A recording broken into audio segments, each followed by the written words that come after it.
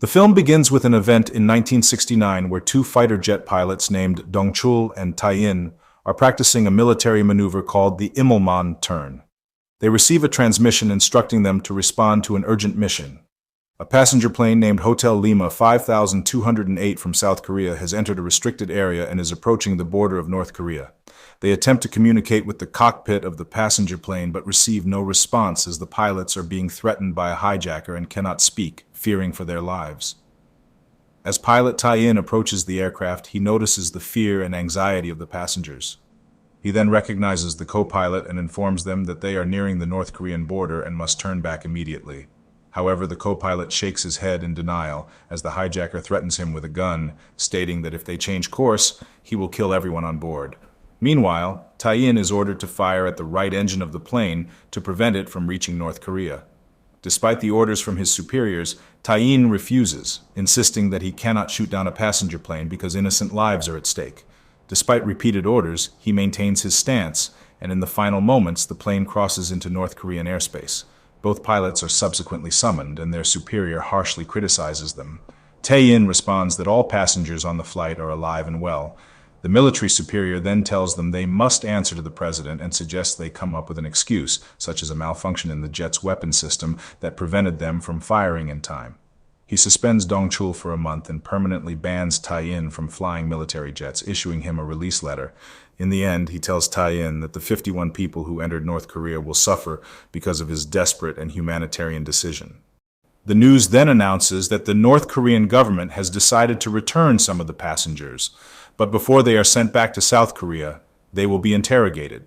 Meanwhile, a man named Kim Young-dae is released from prison. Later, Taein returns home with his wife, only to find his friend's name, who had entered North Korea, written in red on their front door, labeled as a communist traitor. In their home, there is a woman named Young-suk, whose husband was one of the passengers taken by the hijacker into North Korea.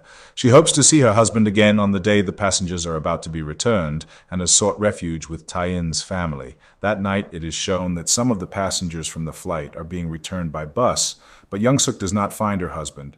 When Taein inquires with a soldier about this, he learns that 39 out of 51 passengers have returned, but 2 flight crew members, 2 pilots, and 7 passengers have not been brought back. It appears that the North Korean government is keeping individuals who are deemed useful for their purposes, and Young-suk's husband is among them. Kim Young-dae then learns from the television that the North Korean leader has praised the hijacker and awarded him $2 million as a reward, welcoming his actions and encouraging further terrorist activities against South Korea. Meanwhile, pilot Kyu-sik, along with Taein, who is now working as a pilot for a passenger plane since he is banned from flying military jets, is set to receive some training from Kyu-sik, particularly in landing, while functioning as a co-pilot. A large banner hangs above the airport building, stating that the North Korean government must immediately return all hostages to South Korea. Kyu-sik expresses hope that Min-soo, the pilot who was not returned by North Korea, is doing well. At the airport, as all the passengers prepare to board the plane to Seoul, Kim Young-dae is shown, seemingly among the passengers, carrying a bag tightly in his hands. Taein and Kyu-sik stand outside the building, smoking a cigarette before the flight. Kyu-sik confronts Taein, asking why he didn't fire at the plane in time. Taein replies that he was overwhelmed with anxiety at that moment. He recalls seeing Min-soo shaking his head, which gave him the feeling that if he had taken action, the hijackers would ensure everyone's demise, contrary to Min-soo's wishes. Kyu-sik tells Taein that as a military pilot he may have failed, but he is suited for flying passenger planes as the goal is to save lives, which is purely instinctual. He expresses his newfound trust in Taein, believing he can hand over the safety of the passengers to him. An amusing scene unfolds as the passengers prepare for the flight. They gather by the closed door, and one mischievous passenger plays a prank on a child standing nearby by stepping on his shoelace, causing the child to trip and fall. However, when the door opens for the passengers to board, it's as if a race begins. Everyone rushes in, and to the amazed surprise of the fallen boy, he picks up his shoelace with his hand and manages to get inside the plane before the others. Once everyone is on board, the noise among the passengers escalates. When pilot Taein goes to investigate the commotion, he discovers that an elderly woman has brought a chicken with her, causing an uproar among the other passengers. Flight attendant Ok-soon explains that there was no room in the cargo area, and since the chicken might die from the pressure there, she felt compelled to bring it with her. Tae-in allows the woman to hold the chicken in her lap during the flight. A scene shows Kim Young-dae with a distressed expression. Following a communication with the control tower, the flight takes off at 1 p.m. on January 23, 1971. The woman with the chicken notices that her hen has laid an egg and hands it to Kim Young-dae, asking him why he is traveling alone. He replies that his mother has passed away, and he has no one. The male flight attendant, who is also a security officer, locks the cockpit door and, with the help of Ok-soon, begins serving the passengers. Kim Young-dae has a box full of canned fruit and puts 2 cans in his pocket, displaying strange behavior and anxiety. He then tells the woman with the chicken that she will see her daughter later than expected. Next, he opens one of the cans with a lighter and places it by the cockpit door, causing fear among the passengers, as it seems he has created a bomb or a handmade dynamite. He then pulls the pin from the second can, which resembles a grenade, and throws it towards the passengers, hitting the back of male flight attendant. The male attendant realizes what is happening and tells everyone to take cover as the bomb is about to explode. However, it is too late, and suddenly an explosion occurs. In an instant, a shot captures all the passengers in that chaotic situation, with everything in disarray. At that moment, the dynamite that Kim Young-dae had stuck to the cockpit door explodes, injuring Cusick above his eye. The explosion from the grenade causes a hole in the passenger cabin, resulting in utter chaos as the plane begins to descend. Quick actions from Cusick and his command to Tae-in help prevent the crash. Kim Young-dae then enters the cockpit and threatens Tae-in, insisting that he must head towards the sea. Tae-in responds that due to the damage to the passenger's cockpit, they need to stabilize the situation and make an emergency landing. However, Kim Young-dae threatens him with a knife, insisting he only go in a straight line. Cusick then tells Tae-in that he has control of the cockpit and suggests that Tae-in check on the passengers and assess the damage to the passenger cabin. Tae-in immediately uses the passengers' bags and suitcases to cover the relatively large hole in the cabin. He then tells Ok-soon that since the security officer is injured, she needs to take his place and search for a weapon, as she has received training to be ready in such circumstances. He asks her to bring the first aid kit to tend to the injured. When Cusick asks Young-dae about his motives for hijacking the plane, whether they are political or financial, Young-dae replies that he has nothing to do with politics.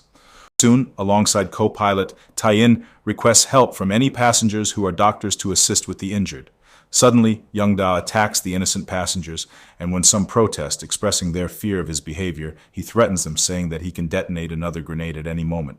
At one point, while Cusick is alone in the cockpit, he tries to seize the opportunity to contact the control tower and explain the situation while Young-dae is outside. However, Young-dae quickly returns, removes the headphones from Cusick, and sabotages them so they can't make the call.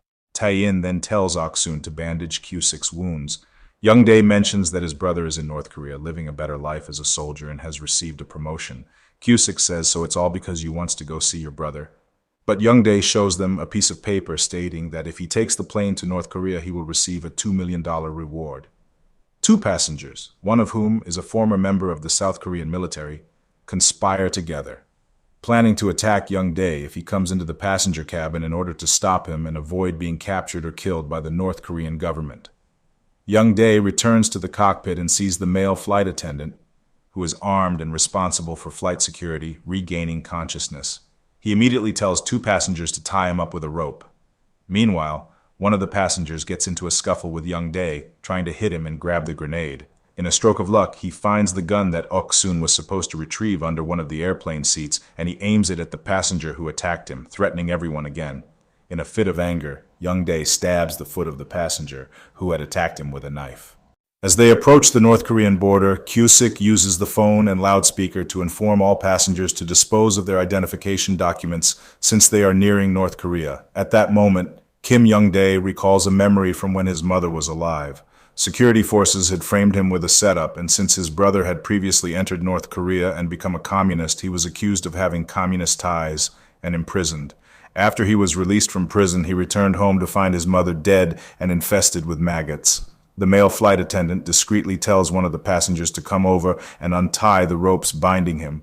Meanwhile, Ok-soon tries to cooperate with her colleague and collect passengers' identification documents, but also blocking Young-dae's view so that they can untie her colleague, but they failed.